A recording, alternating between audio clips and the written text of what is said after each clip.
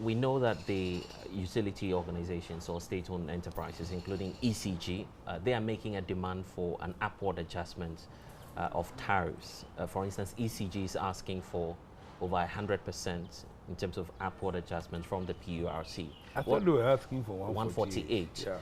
What's your take on the recent demands that we're getting from these state-owned agencies? As I know it, there is a major review of tariffs every 3 years. So I believe the last one was done in 1992, then in 2019. Yeah. So we are in 2022, so the review time is due. I cannot comment on whether the specific demand of 148 is adequate or truly reflects. But what ECG demands reflects, because they are the people to whom we pay our tariffs, it must also reflect the cost of production that VRA, BUI, and IPPs have to do. Then grid cost transmission costs, because if they don't carry the electricity, nothing happens. Then ECG's net cost for bringing a thing to our home. So the law is that the total cost for producing electricity and for sending it to our home must be covered by the tariff, as must the cost of making sure they have enough money to replace their assets. So that there is a need for a tariff review, I have no doubt. What we need to question is that, just as you and I, every other week, we have to look at a review of petrol prices. The automatic adjustment formula also exists for electricity. But for some reason, under this regime, we have not applied the automatic formula. It was supposed to apply every quarter, every 3 months. So instead of having a principle of little drops of water, we now have a mighty ocean all in one. So that, I believe, accounts for the very substantial increase that they have asked for. They, of course, the increase must also make sure that they operate efficiently, so they don't make losses that we have to pay for and all of that. So it is necessary to adjust, and it is necessary to review. How much, I cannot say at this moment. But you are the expert and you understand how the PRC arrives at the final pricing. What do you see happening at the end of the day? Because Ghanaians are very much concerned, waiting to see if they would have to take on the 148% increment altogether. You know, I don't think in the end the 148 will happen. But I think it works on the I get the philosophy of ask big and settle for what might be deemed to be appropriate. That's the work of PURC, that you ask for the moon and they decide that a small star is good for you. So the PURC in the end will look at all the details of the request added. And then, but see, when you look at the whole thing, you think that oil prices have gone up substantially. That's why petrol prices have gone up. So naturally, you also expect that gas, which is now the major fuel for power generation in Ghana, would also have gone up, except that in some places like Asogli, we still use oil. But, and so when you look at that fact and look at the fact that our exchange rate has deteriorated quite a lot, and you look at some of the major inputs that are also imported, you'd expect that adjustments for these will bring up the rise. So there is absolutely no doubt that Ghanaians must pay more. The question then becomes, you know, how much should they pay? And the question then becomes, is it reasonable? In my working time, I also used to say that if you think electricity is expensive, try buy a candle. If you buy a candle and put it in your room to light your room up, apart from the huge expense, it's actually on a unit cost basis, it's about 4 or 5 times the unit of electricity that you pay for. So there's no doubt that of all the options that are available, electricity is the cheapest in terms of, and also the safest in terms of providing lighting for us. Nobody likes to pay more, but if you want to sleep in darkness, don't pay. If you want to sleep in light and chill your beer and watch your Netflix, etc., etc., be prepared to pay. But there's also the other added factor that there's a substantial waste in electricity, and Ghanaians need to be aware that energy efficiency and conservation can actually reduce your electricity bill by up to 50 or even 60%. So little things like turning off lights when you don't need it, turning off your standby power because you are too lazy to get up and go and switch it off at the appliance, boiling a bucket of water when you only need a cup of tea. Those are little things which we can all do to reduce the amount of power that you need. Yeah, Doc, and since you're talking about that point, some also say that ECG should also be responsible in that regard in terms of checking power losses. They talk about power losses accounting for some 28% but in fact, in their report as well. Yeah, PURC takes account of that, but they indicate the allowable power losses which are due to technical. Simply sending power to your home, there's some losses on the line.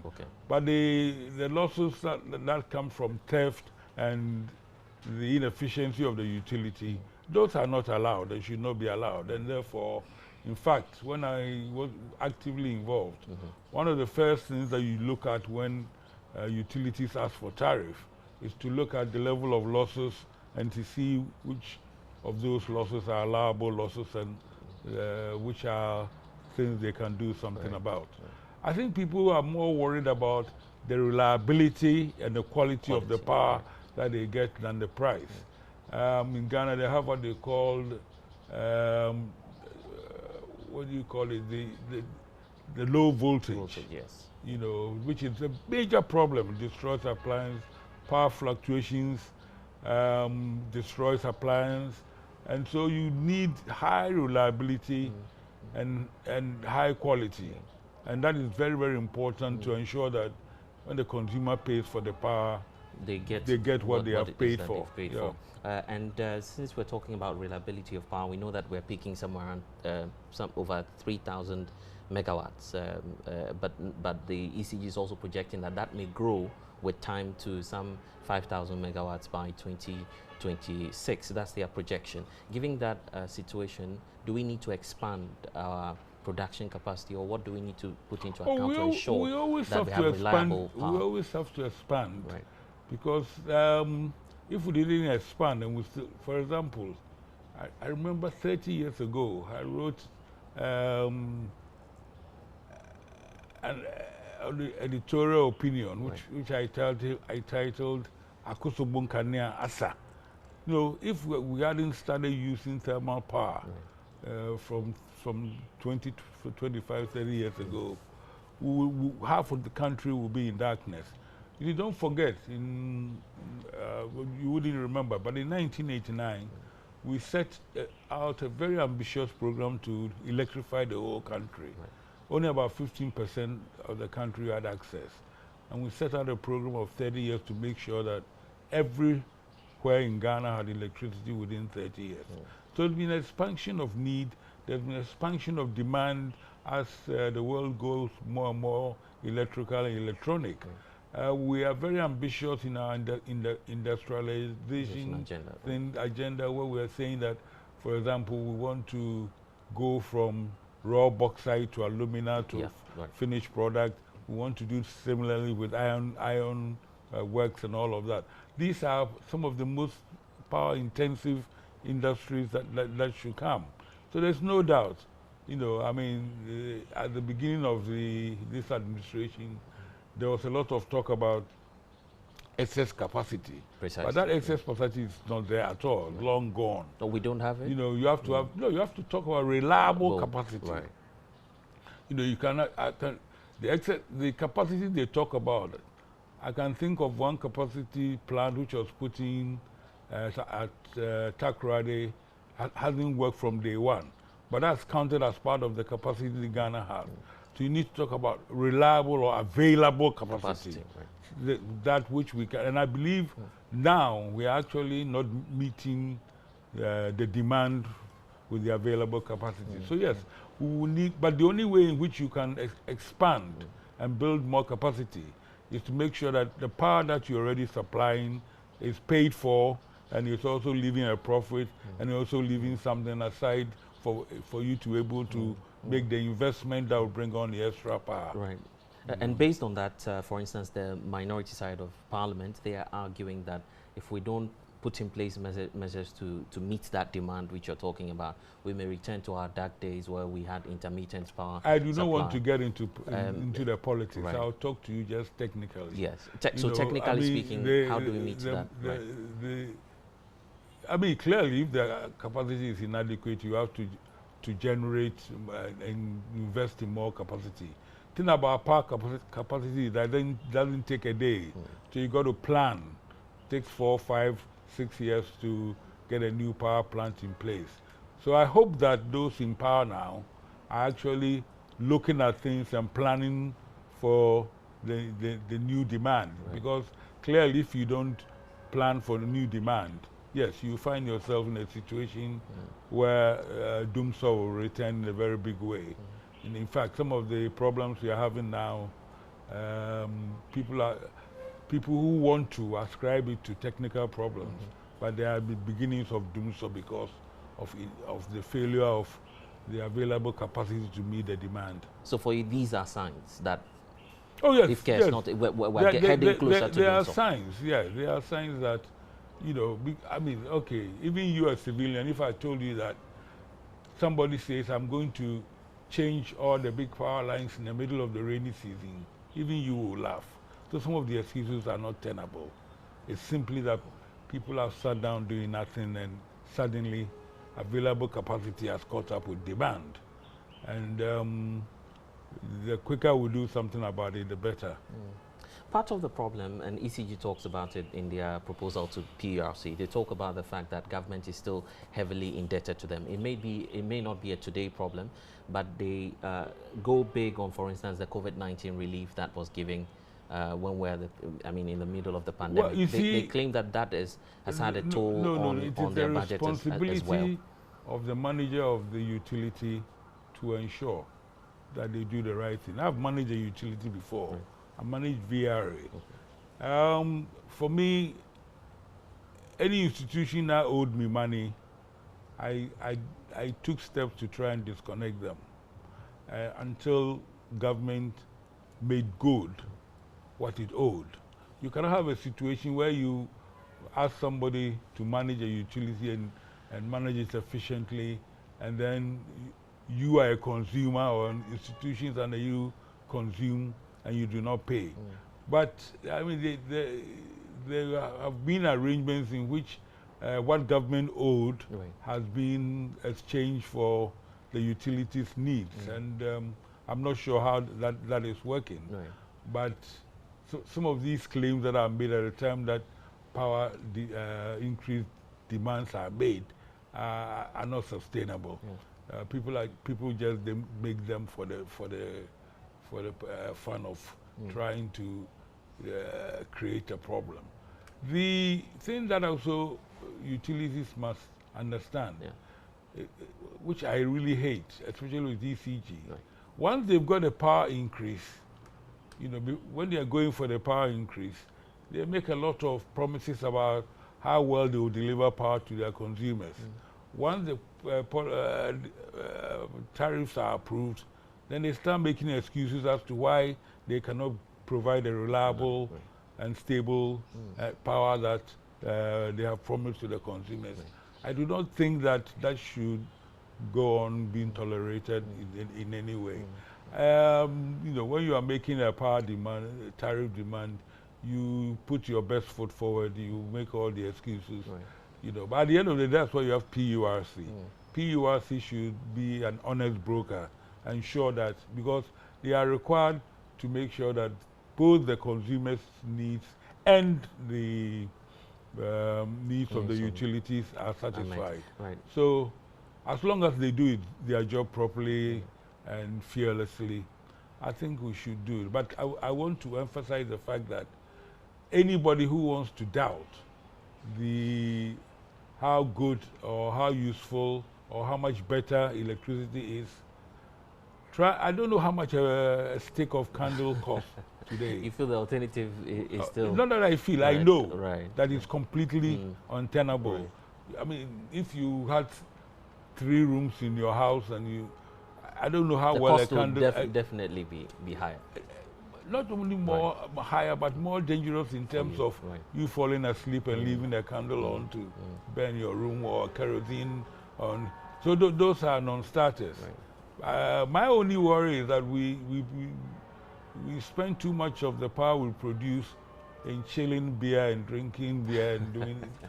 But industrialization and value added has to be the way forward. Otherwise, we are not going to develop. We'll talk about some of the interventions by government, but then just to stay a bit more on the COVID-19 relief that was given by government. The fear is that at that time, you were talking about ECG going for that money. At that time, we're in the peak of the pandemic, and government had to do something to save Ghanaians at the time. But now it's biting high. Let me say about COVID-19. I do know that both the IMF and the World Bank and other agencies and even the Bank of Ghana gave a lot of money. I mean, the IMF gave $2 billion. The World Bank gave several $100 million. The money to pay for those reliefs that were provided by somebody else and were available. So the failure to pay, I think, is unfortunate, and ECG has got every right to say that you made us give these things away. Please, we know you had the resources, pay for them. And for instance, we are hearing that Parliament House, some major institutions are still indebted to ECG. The disconnection didn't work. Let's make a distinction between people who don't pay for their consumption and the government policy of COVID. The COVID, the money was provided, and therefore the payments must have been made. But you see, there is this idea in this country that government institutions can use power for free. You go to primary school classrooms or basic school classrooms, and people are using them for church at night, and yet we don't have any night school in Ghana.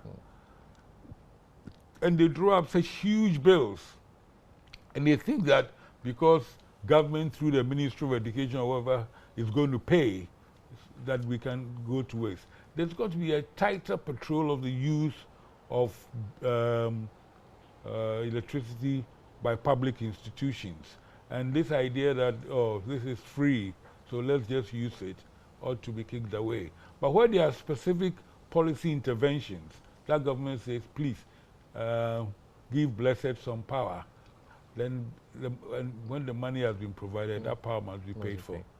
And Doc, just as we wrap up on this conversation, this issue that's emerging out of the demand for tariff adjustments is feeding into the conversation about the profitability of state-owned enterprises, particularly these ones in the energy sector. The belief is that they are not functioning as they should be. What's your diagnosis of the problem generally? By the nature of the definition, a utility cannot be an enterprise. We want VRA, ECG, and Gridco to be operated efficiently to provide a service. That service is providing us with utility services, because without power we cannot do too much. And therefore, I don't want to get into the debate. If a state-owned company has been set up in a sense to compete with the private sector in making profit, then they have no excuse. If they don't make profit, they should be closed down or shut down. Right. But when you're dealing with utilities, where indeed provision of basic things like electricity, water, and long ago some telephone services which are not utilitarian anymore, Right. then I think we should be very careful. We should be asking VRA, ECG, and Gridco to be operated as efficiently as they can, in the sense that the reason why we give them tariffs to cover the cost of production, transmission, and generation, the total cost, is to make sure that they do not make profit. So stupid things like allowing losses to build up, non-technical losses, the remedy for that is that whoever is in charge should be punished. But we don't hold people accountable. You see, people have this debate going on state-owned enterprises. But the ridiculous thing is that you have a Ministry of Public Enterprise, you have a state interest and government authority. You know, you have the individual companies. All of them have supervising boards. But you tell me, which state agency has it had KPI set for them that they must meet or face the punishment? So people talk a lot about state-owned enterprises without having set the conditions and the measurements for making sure that they operate efficiently. You know, and if they don't, we take. Why should you have boards of directors? You know, most people who sit on boards are just there to collect their allowances.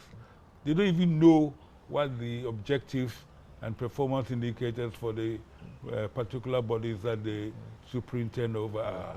So these are matters that I don't want to. You can come back for more. Definitely, we'll come back for more. But the Public Enterprises Ministry that you have been talking about has given us indications that they are having that option or pursuing that option of liquidating state-owned enterprises that are not profitable. Is that the way to go? That is just cheap talk that people do when they go through those ministerial things.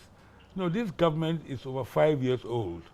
Therefore, if there's anything that people are really doing to make sure that it was operating efficiently, they would have done so by now. But then when you are put before the Ministry of Education weekly public meet the press and you have to say something, you say anything to make you look good, but agroniform, as we say. Well, Doc, we need to wrap up, but as we wrap up as well, what will be your final words? Obviously, to consumers who are out there and also anxious, waiting to see what it is that the PRC will finally decide on. They must be prepared to pay more.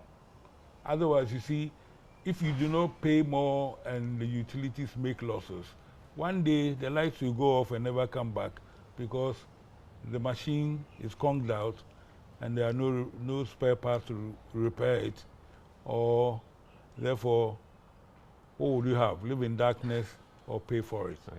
But they should be prepared to pay more, and they should be prepared to hold the power authorities to account in terms of the reliability of supply and to make sure they do, and the quality of supply. You know, these are very, very important things. But what I'll tell every consumer is that they should buy Chandra if they don't want lights, and they will see how much more it costs them. You see, when we're electrifying Ghana, one of the things people used to tell us was that, oh, the rural areas, they can't afford electricity. And we demonstrated and calculated and showed them that you who are sitting in Accra, what you pay for electricity, your rural mother and grandfather are paying 4 or 5 times on a per unit energy basis. So the best is always the cheapest.